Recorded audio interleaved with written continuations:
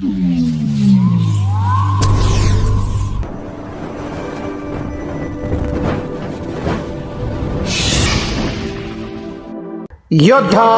News Marathi. Khed तालुक्यातील पश्चिम पट्ट्यातील परशुल या आदिवासी गावात आगीचा धुमाकूळ। खेड तालुक्याच्या पश्चिम आदिवासी भागातील परसुल या गावांमध्ये आगीचा आज दुपारी 12 वाजता अज्ञातांनी आग लावल्यानं लागवड केलेली हापूस आंबा झाडे जळून खाक झालेली आहेत।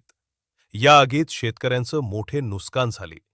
यामध्ये शांताराम दुंदाजी शिंदे, नामदेव मनाजी गटे, शंकर सहादू शिंदे तसेच किसन महादू शिंदे यांचे 5 ट्रॅक्टर शेणखत व जनावरांना क्षेत्रातील चारा पूर्णपणे नष्ट झाला आहे। सह्याद्री पोल्ट्री फार्म परसुल यांची कोंबड्यांचे पिण्याचे पाण्याचे शेततळे याचा कागद काही प्रमाणात जळाला असून मोटर चालू करून आग विझवण्यात आली आहे। या आगीमध्ये 2 महिन्याचा जनावरांना पुरेल एवढा चारा नष्ट झालेला आहे। तरी याची तात्काळ चौकशी होऊन दोषींवर कारवाई करावी अशी ग्रामस्थांकडून मागणी करण्यात येत आहे।